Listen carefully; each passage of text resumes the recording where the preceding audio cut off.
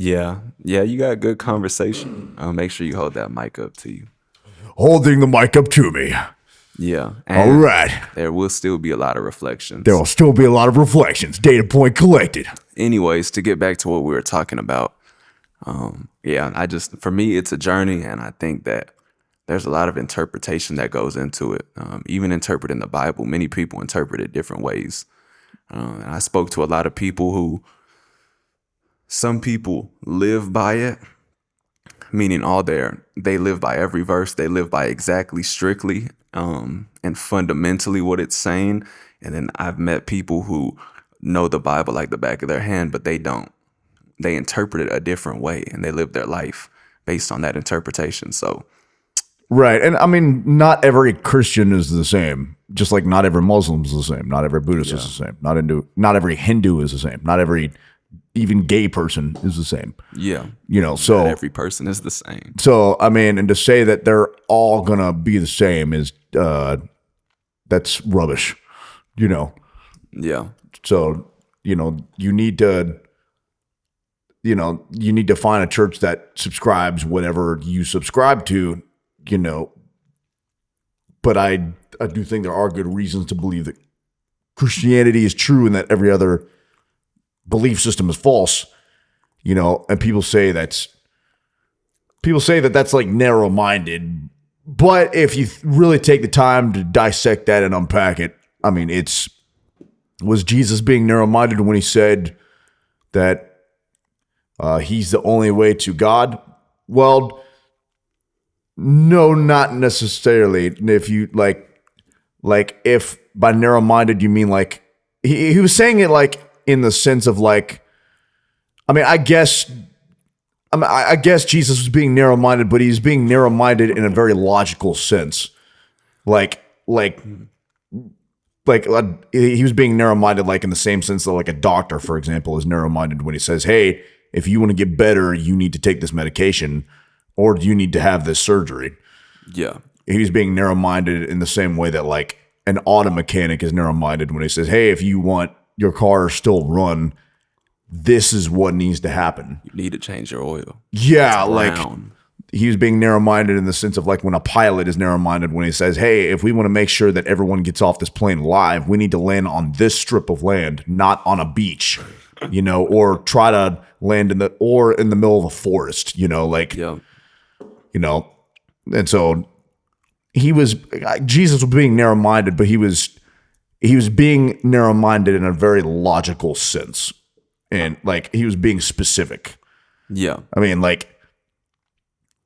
if I'm in a car, for example, and I'm trying to get to your house and you live somewhere and you say, "Hey, if you're driving to get to my house, this is the only way to get here. There is no other way to get here." And I say, "No, I'm going to go down I-40 down this highway, and then I'm going to get off on this street over here because I think that all roads lead to your house." yeah, It's like that's.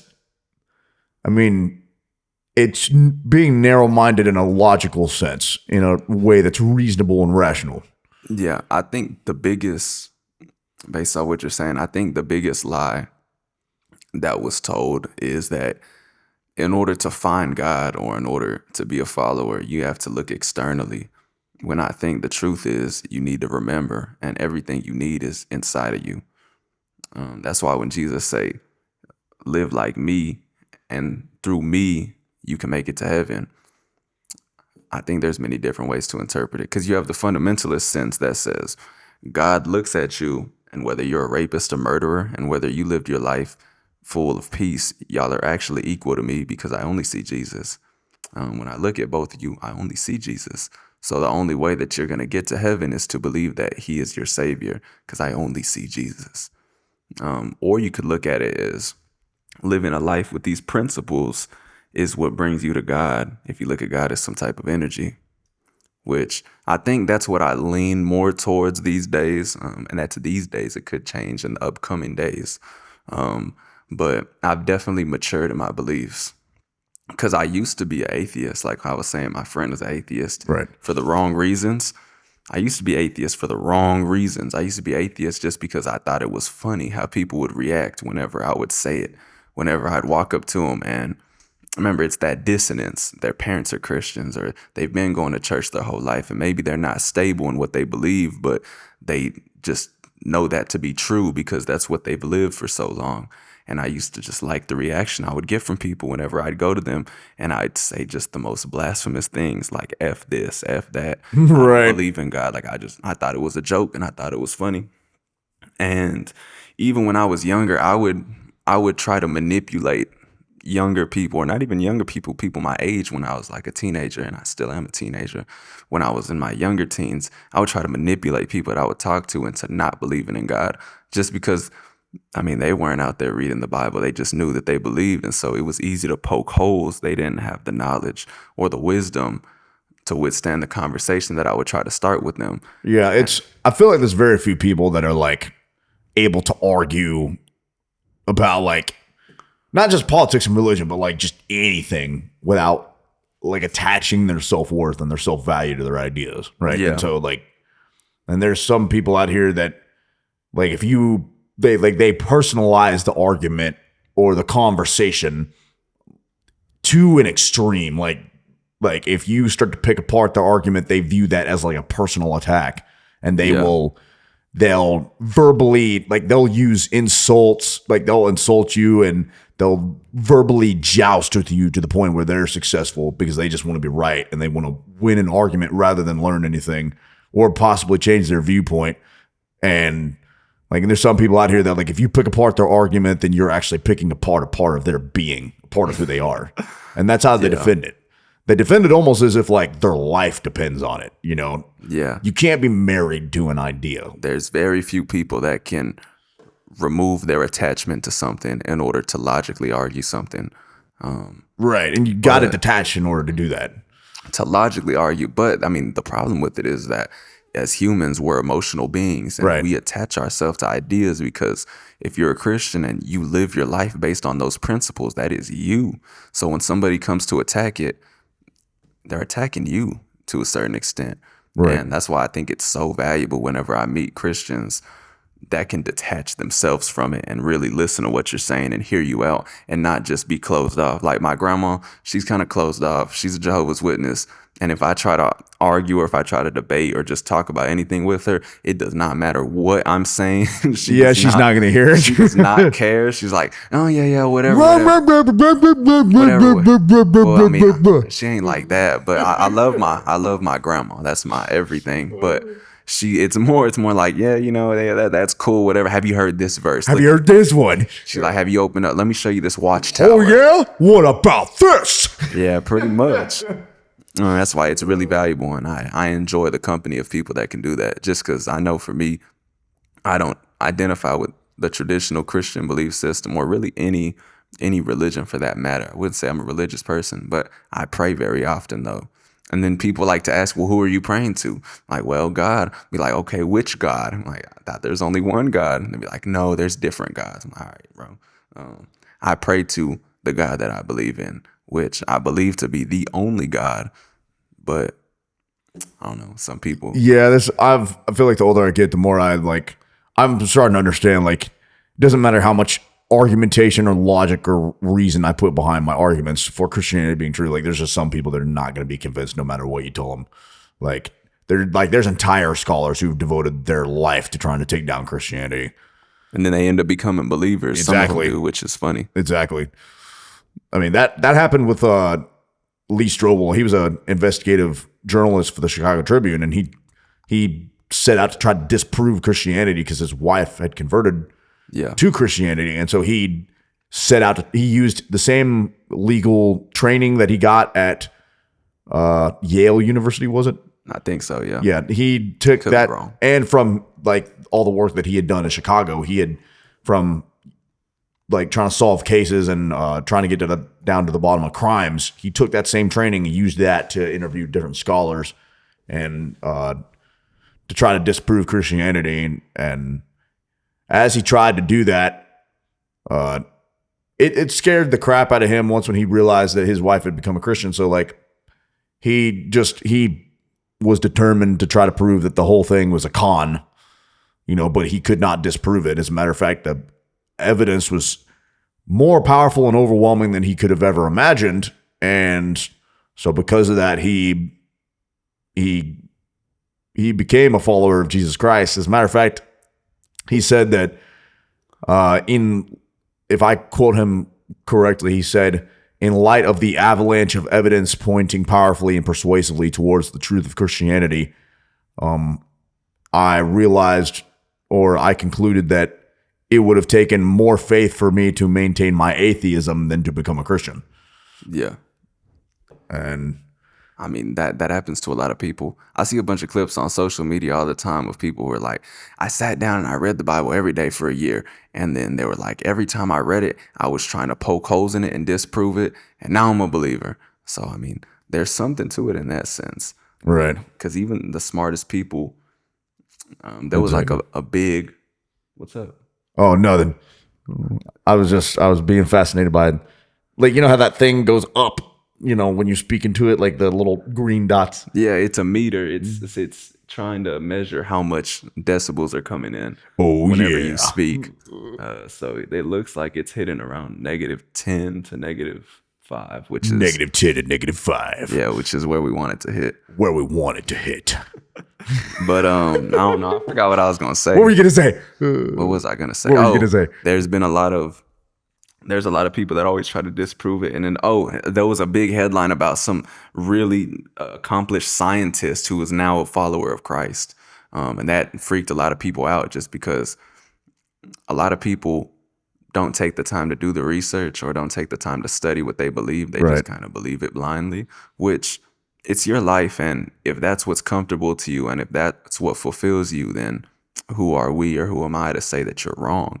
You know, do what fulfills you. But that freaked a lot of people out because they're like, this dude did do the study and this dude's one of the smartest people, and he came to the conclusion that it's true. I don't think that saying that someone is wrong is necessarily offensive. It's just like, I mean, it's like if you and I were sitting here arguing about 2 + 2 = 4, you thought it was 5 and I said 4.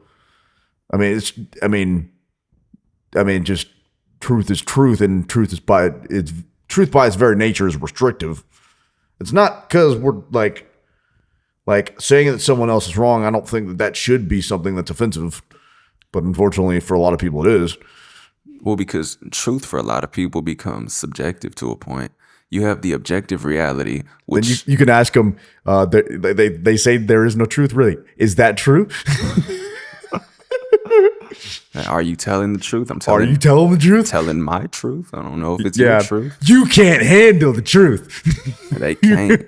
I wanted to share this verse with you earlier, but I saved it for now. This is Proverbs 8:22-23. The Lord created me at the beginning of his work, the first of his acts of old. Ages ago I was set up at the first, before the beginning of the earth.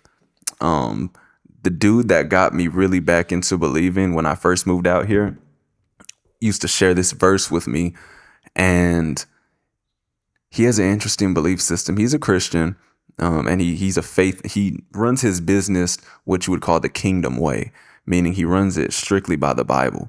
And so, like I was saying, the way you are is what you attract. He only works with faith-based people. I ask him all the time, I'm like, why do you only work with people that are in the church or go to church or believe? He's like, I don't know. He's like, that's just how it happens. Well, I mean, I don't know if I'm going to ever, like, if I have my own business one day, which I will, I don't know if I'm going to get to that point, but I think part of the reason why is because, like, you want to be able to, I think you want to have like a similar end goal in mind with whatever you're trying to accomplish in that business. Like Dave Ramsey, for example, he's got a no gossip policy in his business. You know, no gossip. So gossip is, he defines it as whenever a negative is discussed with anyone that cannot solve the problem. Okay. So it's, because most places you work, you're trying to get your work done while looking over your shoulder, and he didn't want to have that be the reality of his workplace. He didn't, like, he wanted people to be able to focus while they're at work, and really it's a slimy thing to do, to talk behind someone's back. It is. Especially the guy who signs your paychecks and helps you to put food on the table, helps you pay your rent, and helps you feed your kids. and helps you to pay your car loan or whatever. Yeah. It's it's just it's a slimy thing to do. I mean, you're talking about somebody that can't protect their name in that moment. Right. So whatever you say, depending on who you're talking to, they may or may not believe it. Yeah, I don't gossip either. If I got something to tell you, I usually just tell it directly to you, even if it's Right. bad. And sometimes that can get you in some pretty bad situations. But it's more honest and it's less stressful. Right. And if the people you work for are all stupid and you continue to stay there, what does that make you?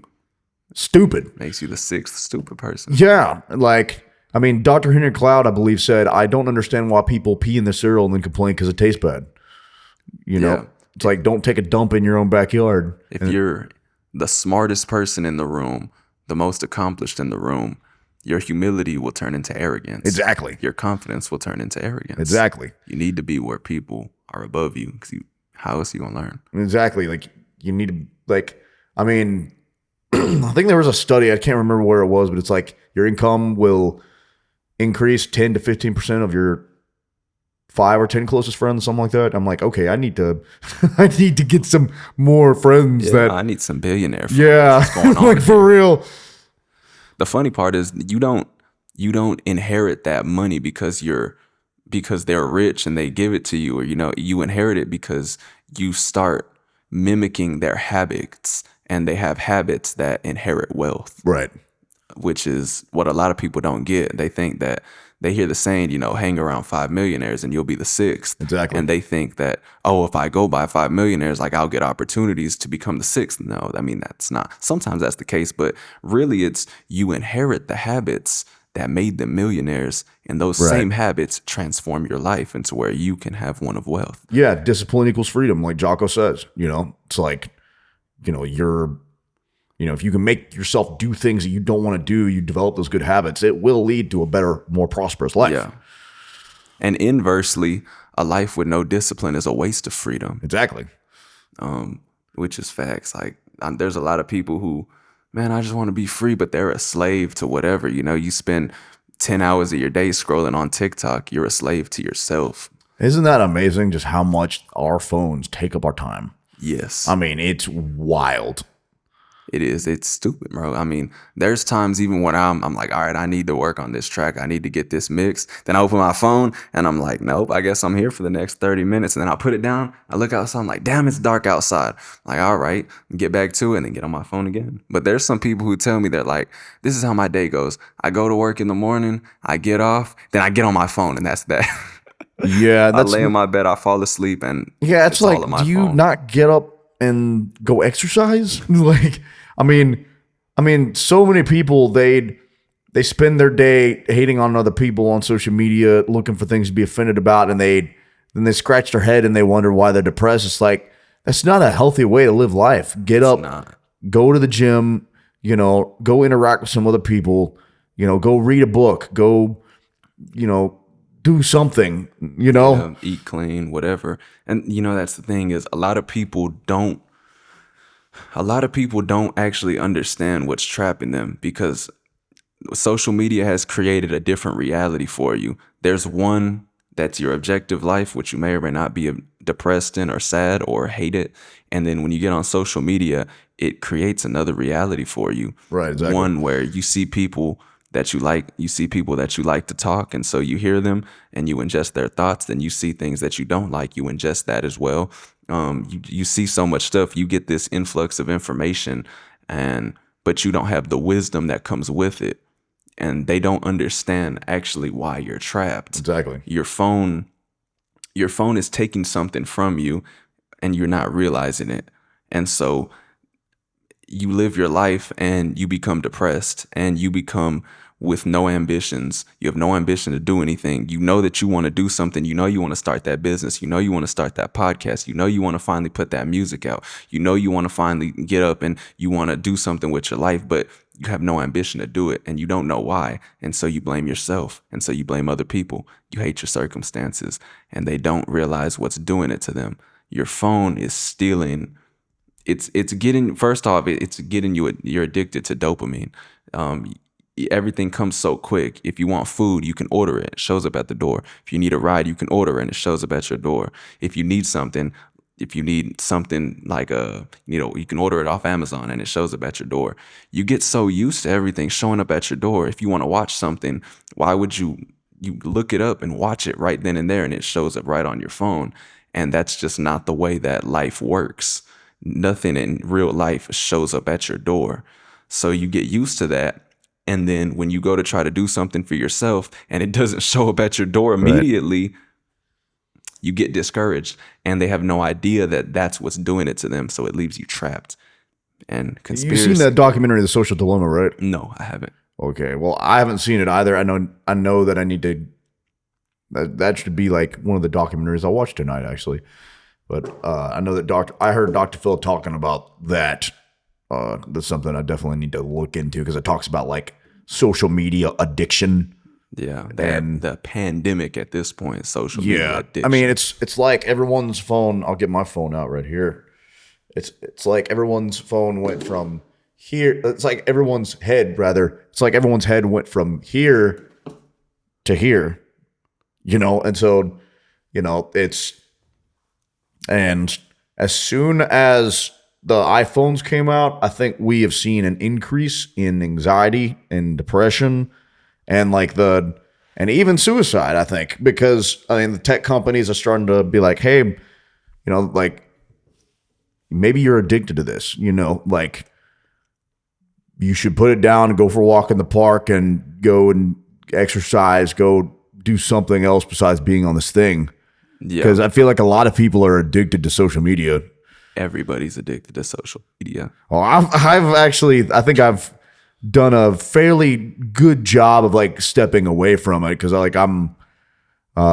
and even things like, look, and to the people that are listening to this, you do you. I'm not trying to tell you what to think. I'm just saying, for me, I'm glad that I don't get on social media and post every single time I have a bad day or something. Yeah. I see some people do that. I'm like, well, no wonder you're freaking depressed. And then somebody else is ingesting your negativity. Yeah, and and your attitude has a huge effect on not only the people around you, but also on yourself. Your attitude has a huge effect on not only your life, but everybody else's lives around you.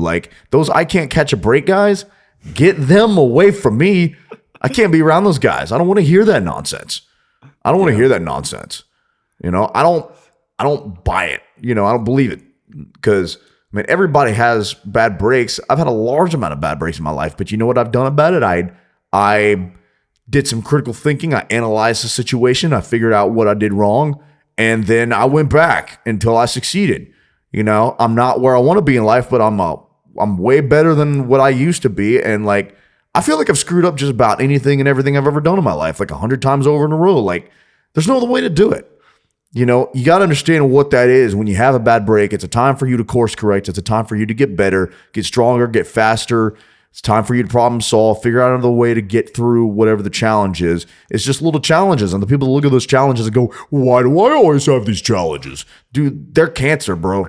They will rob you of your enthusiasm, and they don't give you any fuel. As a matter of fact, they are the complete opposite of fuel. Yeah. And the people that surround the I can't catch a break guys, they're all idiots. Because only idiots want to be around those I can't catch a break guys. Only dummies stick around. Even if they're your good friend, at some point you just got to pull them aside and be like, bro, you got to stop. You got to stop with this nonsense and this rubbish about how you can't catch a break. All the time that you're complaining, you could be instead hustling. You could be instead chasing your dream. You could be instead figuring out what you're doing wrong, getting yourself together, coming up with a 5-year plan, 10-year plan, 20-year plan. You could be reading a book, meditating, going to the gym, improving yourself psychologically, spiritually, physically. You could be doing something, just something. Well, it's anything. You proved the point, because everything you just said takes time. If you want any type of change, it takes time. It takes time. And so how can you tell somebody to do that when they're so used to everything being instant? Yeah. That's and the problem. It's a pattern of I feel like in society now, there's a pattern of it's very easy to avoid doing hard things. People get into this pattern of just being complacent and lazy and being a couch potato or whatever it is, But the only way that you grow psychologically, spiritually, physically is by doing difficult things. Every Like, day. yeah, I work out almost every day. It sucks. Do I feel like working out every day? No, hell no. Yeah. You know, but I get up and I make it happen. You know, I do something, whether it's lifting the weights, whether it's running. Like I ran 2 miles in 12 minutes and 48 seconds yesterday, I believe it was. Yeah, that's good. Yeah. And so I was out of breath. I was sweating at the end of that thing. Did I want to do it? No, I did not. It sucks running. I hate running, but I did it because I know I'm going to feel better and my life is going to be better because I did that.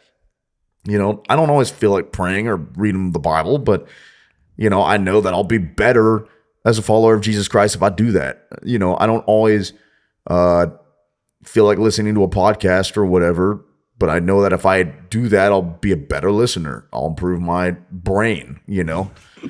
I'll improve my brain. Yeah. And like, I know that if I am pushing myself beyond those perceived limitations, then I'll get better. And even if I fail at something, I'll have learned something new, you know? Yeah. And So then what would you say to people that want to change but can't or haven't been able to? How do you start? Where do you start? well, I mean, I think you have to, I would say write things down and just start with, What if they don't like writing? well, you got to do it anyways. You know, it's, I mean, you have to, like, you can type it on a phone, what your goal is. Well, you know, you have to say, here are the changes that I want to make. You know, the first time you walk into a gym, the first time you step into that gym, it's not going to feel good, you know. But, you know, that's the only way that you grow psychologically, spiritually, physically is by doing those difficult things. And there are no shortcuts to success. The only place that success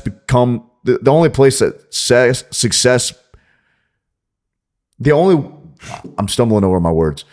The only place that success comes before work is in the dictionary. Okay. You know, so there are no shortcuts to any place worth going. You know, so you gotta be willing to put in the work, and you But gotta.